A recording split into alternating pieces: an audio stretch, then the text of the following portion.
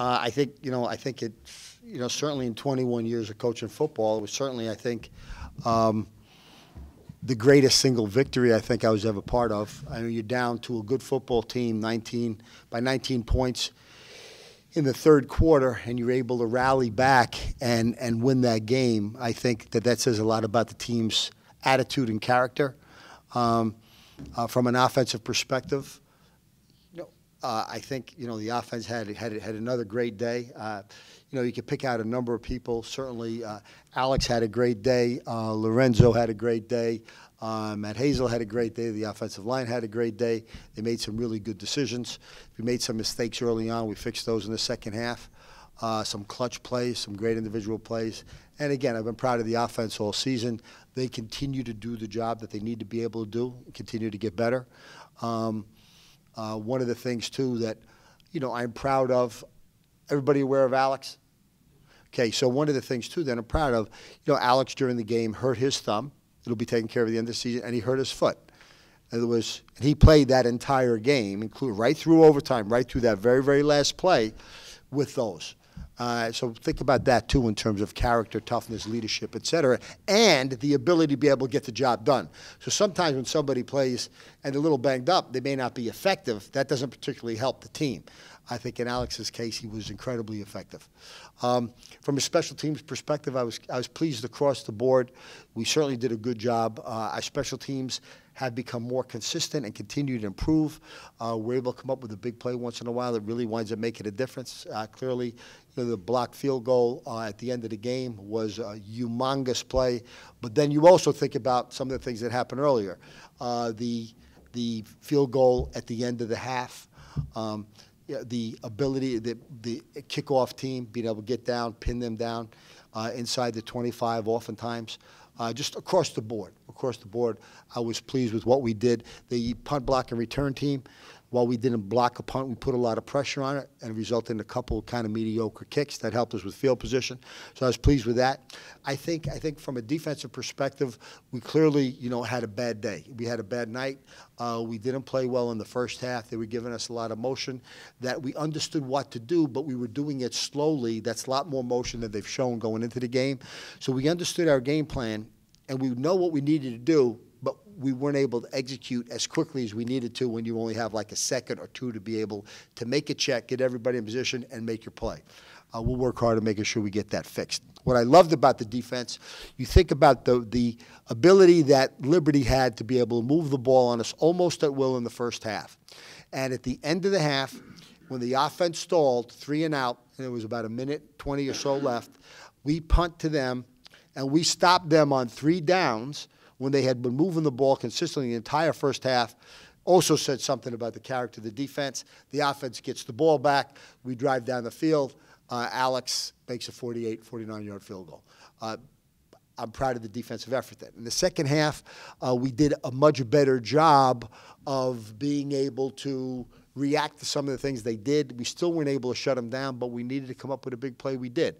But we were better first down, second down, but then they come up with a big third down play. I was pleased with the way we reacted to the ball. I was pleased with the way we kept our poise. And when we needed to come up with some big plays, the latter part of the game, we were able to come up with those big plays.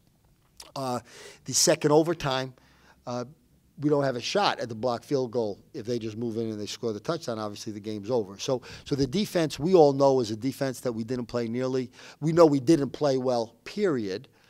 But I've also talked a lot in the past about our character. We're never going to give up. We never did give up. It was an incredibly exciting game.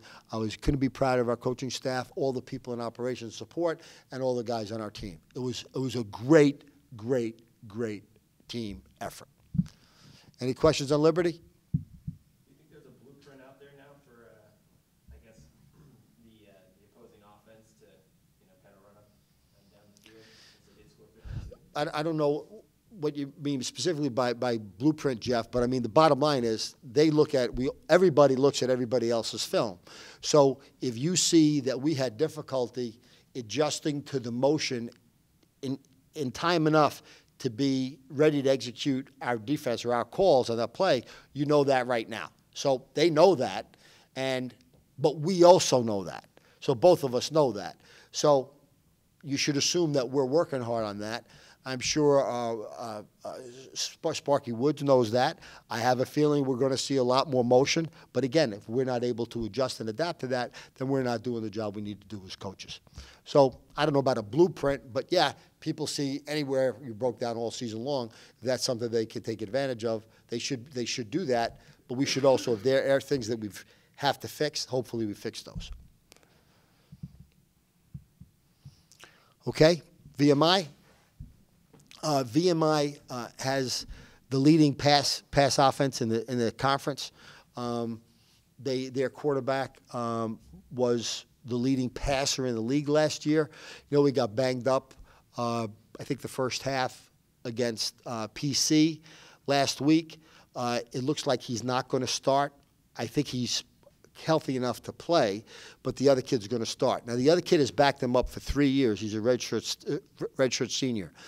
When he got in the game, he had incredible statistics. I forget exactly what they were, but something like 19 for 25, 280 yards, 3 touchdowns. The kid did a great job.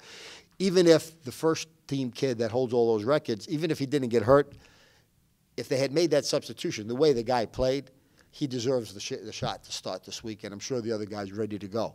So they've got a very, very good passing attack. They have the ability to be able to run the ball, but they've been so effective passing the ball, they don't give the ball to their running back that much, but he averages about 5.5 yards a carry.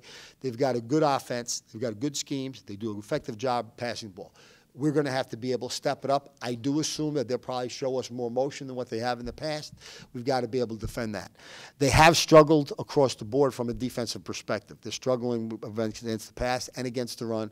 I think our offense is going to pose them some problems. They're not sure exactly what they're going to get without Alex at quarterback as far as the week goes.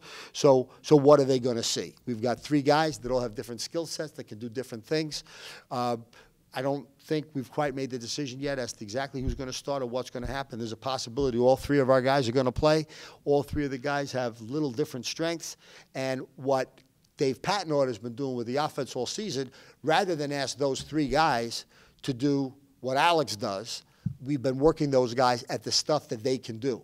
So they will be reasonably well prepared to do the stuff that they need to do. They're not going to do what Alex does, but they can do the stuff that they need to do, and hopefully they'll be effective at that. I'd expect them a little bit nervous, in the beginning of a game, kind of your first starts, et cetera. But I expect them to be able, how we call the game will have something to do with that.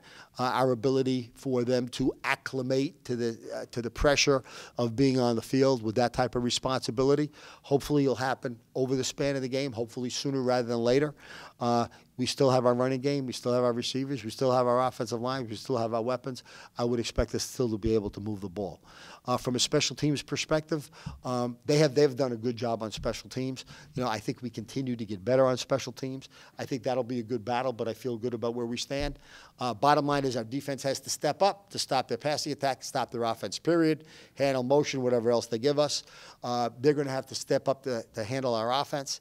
I think our veterans on our offense will help the quarterback, and we'll adjust our game plan accordingly. Special teams, I think, will hold their own.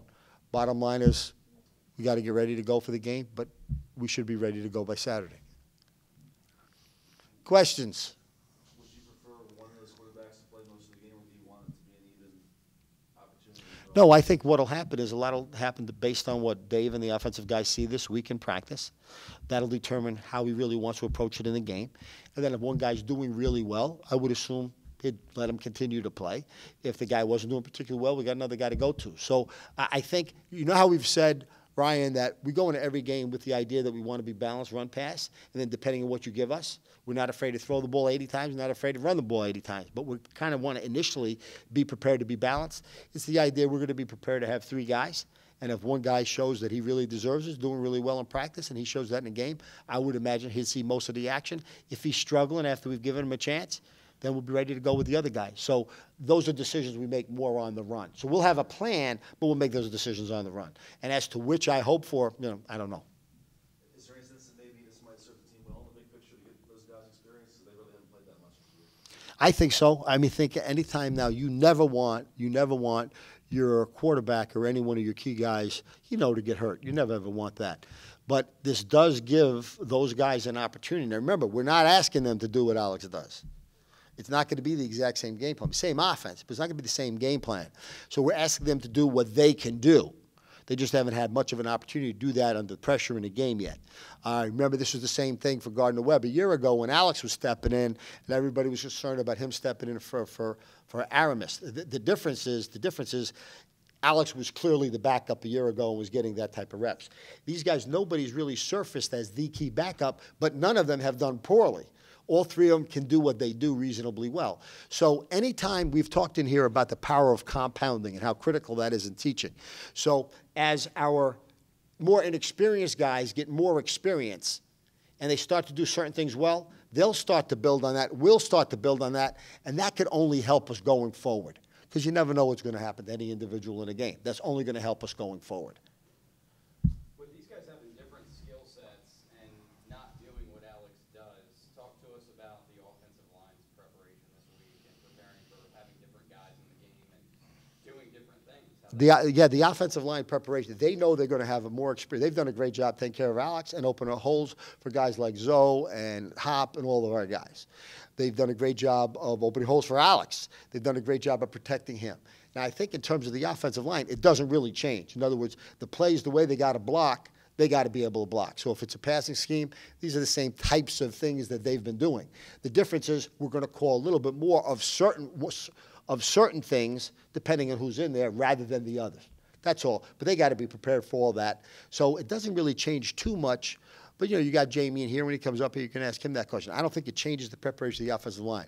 I have no doubt, though, that the offensive line and everybody in offense recognizes we got a guy back there that's a good guy, good athlete, can get the job done. But he's a little inexperienced, maybe a little nervous early, all those things. So we got to make sure we're getting our job done.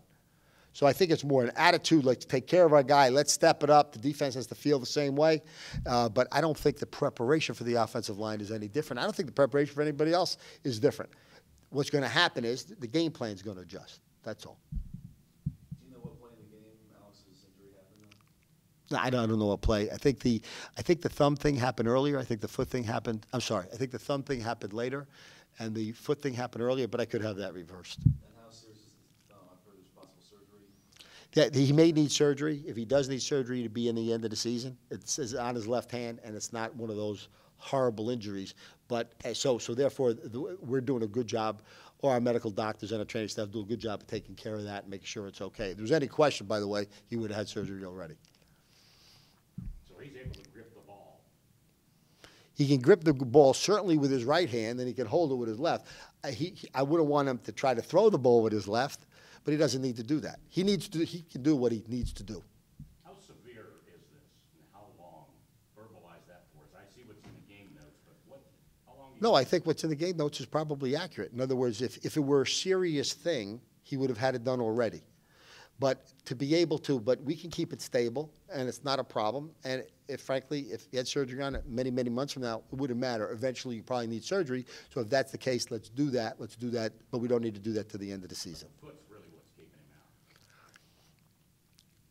out. I'd say, Mark, it's kind of a combination of the two. We think it's wiser now to make sure that he gets enough rest, kind of get his body stabilized so he is ready to go. You anticipate him being back the following week. I see you say 1 to 2. I anticipate him coming back. I don't know exactly when he's going to come back. We'll play that by ear. Kind of like we do everything else. We would not want to make that decision now. Suppose a guy comes along much faster. He's without question going to be ready to go in a couple weeks. Suppose he comes along a little slower, then we're going to wait a while. But we don't know that until we see how he's doing.